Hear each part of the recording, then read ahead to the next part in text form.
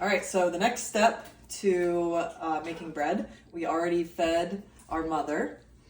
Here's your mother. Here is our fed starter, however you want to say it, which it grew a lot. So it was at 200 this morning, and you know, it like doubled and then it doubled again, and it's still growing. Like, I think when I got home, when you were here, it was like here, so it's even still growing. So we are going to take a cup of this. That means we still have a lot left over. We're going to stick it in the fridge. And to answer your question from the previous video, you can make some pancakes out of whatever's left, whatever you want. You don't have to feed, when you're making the pancakes, you use discards, so you don't have to feed it. So we're just going to use a cup.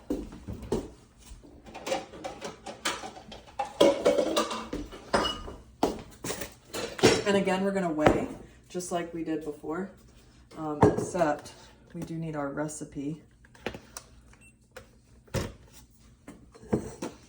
I'm going to zero the bowl like we did before. I like to use a mixer. You can actually use your bread mixing or dough mixing attachment. Alexa, we're not talking to you. You can actually use your dough. I thought I heard my name. Go to sleep. You can actually use your dough mixing attachment on the KitchenAid mixer if you want to, and do that, but I like to do mine by hand. That's personal preference. All right, so we're gonna get a cup of this. Look at that guy. Nice and stretchy, lots of bubbles. That's what you want. Almost like a pizza dough, if you will. Look at that guy. That's a happy, well-fed starter. It's like a happy, well-fed husband right there, you know? It's gonna make the best bread because we fed him well. And it smells good. You smell? Yeah. Smells soury. And then remember, oh sure, you can smell. Come on. Here. You smell?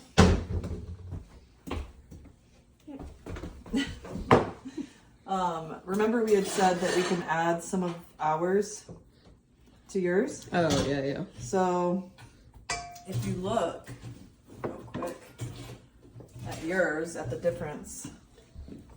Yeah. So yours looks more like a starter. And it looks like it has. Can you see it there?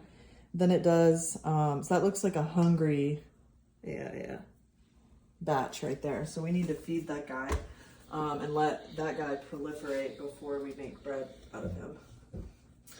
All right, so we have 244 grams, 1 cup of starter. And now we need to get our lukewarm water ready. And I like to use a little bit of whole wheat flour and then the rest bread flour when I make it. It's like 18 grams of salt and I think I have it memorized, I believe it's 500 grams of flour. But I do need to look it up just to verify that, because with science you want to be exact. You don't want to think. We're gonna put this much salt.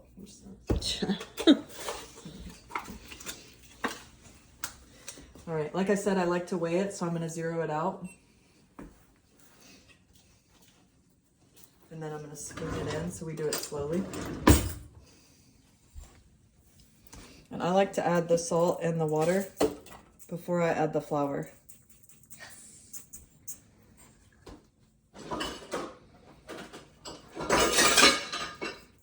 Can you see inside? And then the scale. Perfect.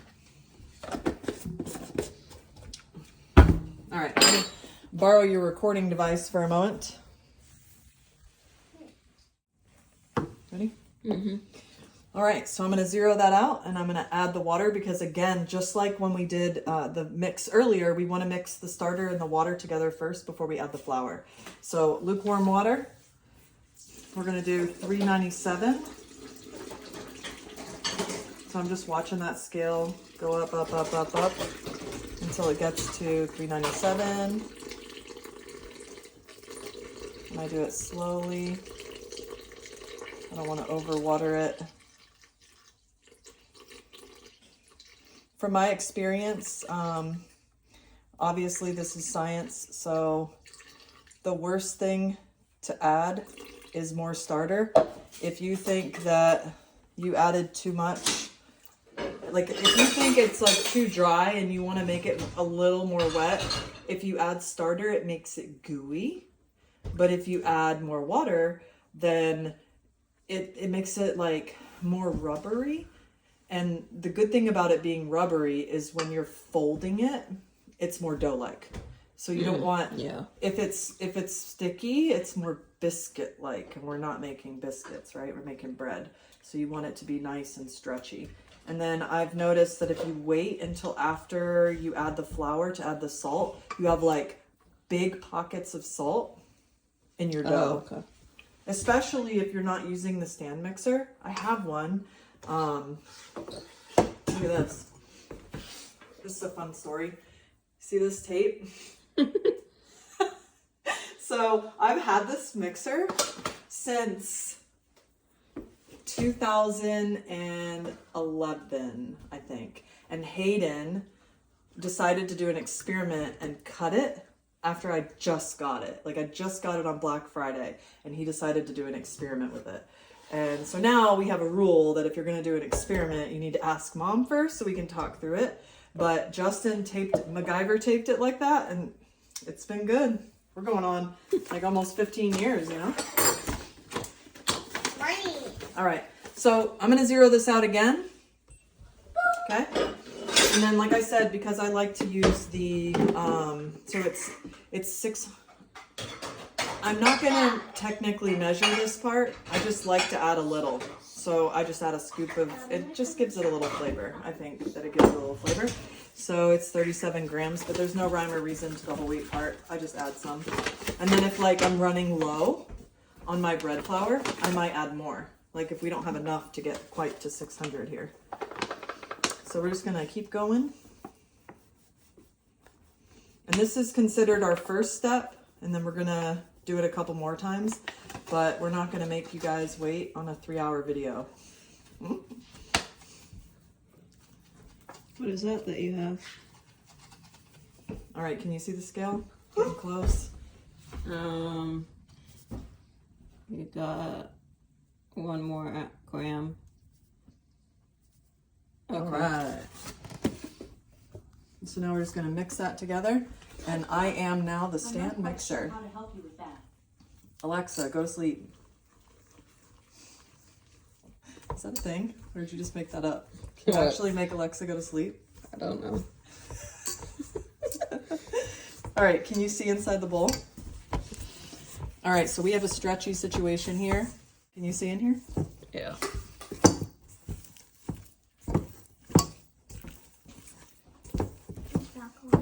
So we were folding it. That's like the process that we're doing now is we're folding. When we come back later, so it's a little bit kind of gummy right now. When we come back after an hour, it's going to be nice and stretchy. Peyton, don't do that.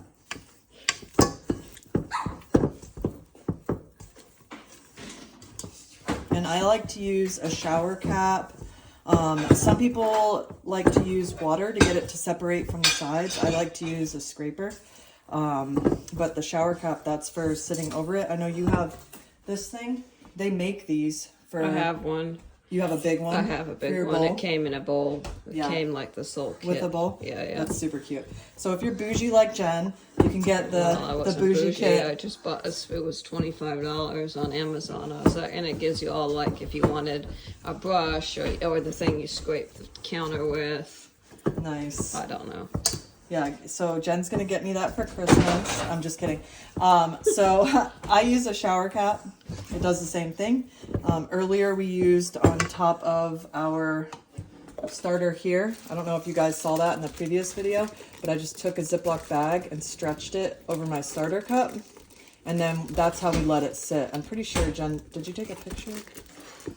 I think in the beginning. Yeah, yeah. We'll see if we can splice that in, but this is how it was before. That's also totally acceptable. So that's it. We're done. We're gonna wait an hour.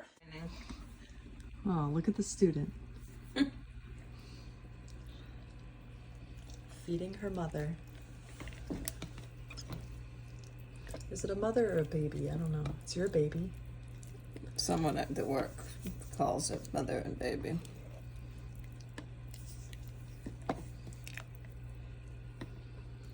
That's how you learn, putting into practice, you know?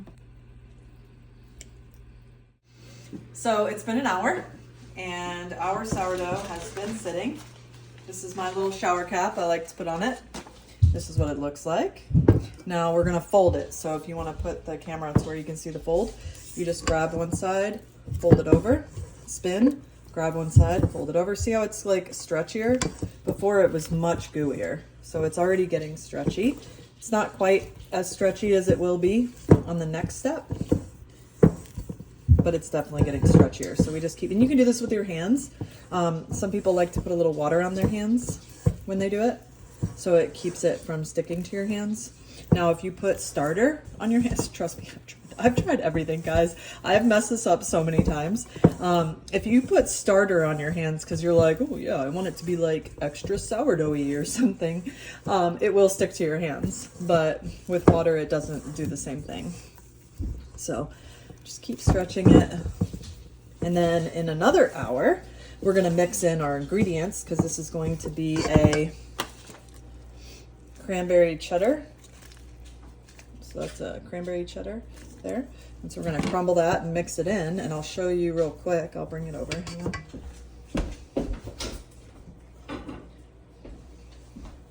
So this is my other cranberry cheddar loaf. And you can see it's not like overly, like you can't, it's not a lot. It's not overdone. So you can see a little bit in there, but it's not like overly cranberry cheddar. All right, see you guys in an hour. Good? Yeah. All right, so we're on our last step. This is what our sourdough looks like now. So we're doing another fold, but this time when we fold, we're going to add some yummy ingredients. So I have this cranberry cheddar here that I'm gonna add into it. You don't have to add anything, you can just fold it. You can add some nuts, you can add rosemary. I really like to add rosemary. Any type of herbs, nuts, spices, dried fruit, all of those work really well. I'm only going to add a little bit because I just want to add a little bit of flavor. You can add a lot more if you want to have that like big mouthfeel. Like you want to eat the bread without any butter or anything like that. So this is how much I'm adding. And then I'm just going to fold it. If you want to watch it, the fold. And you can use your hand, or you can use a spatula or a wooden spoon, or you can use a dough hook on your mixer. I like to do it like this. This is just what I prefer, but to each is their own. I do like to incorporate this during the folding process because the dough is still malleable, as opposed to after you let it sit. If you let it sit in the refrigerator to ferment, the dough becomes a little tough, and your bread's not going to be tough, but the dough definitely becomes tough for sure. And then what happens is you get like big clumps, like one part of the bread has cheese, one part of the bread has dried fruit. While we were waiting during the process, during the three-fold process, we did a little meal prepping, which is how I like to do it. So right before I start my meal prep, like when the groceries are all still out on the counter, I do the first fold, the mix and fold. And then right before I start actually cooking, after I already put all the groceries away, maybe started a load of laundry, something like that, got Peyton, my daughter, on her chores, then I'll do the second fold. And after the second fold, I'll start my meal prep. And my meal prep will be done and we're ready to eat. And then I'm at my third fold, because the good news about this third fold process is we're done for the night with bread. Anyway, we can go eat our dinner.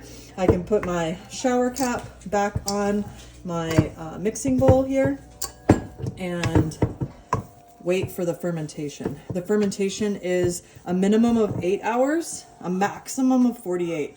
You don't want to let it overproof or over ferment, and you don't want to let it under. If you do it less than 8 hours, it becomes, excuse me, more like an American bread because the probiotics, the sourdough bacteria actually consumes the sugar, and that's what we want. Kind of like kombucha. All right, that's it. We're done. We're gonna let it sit.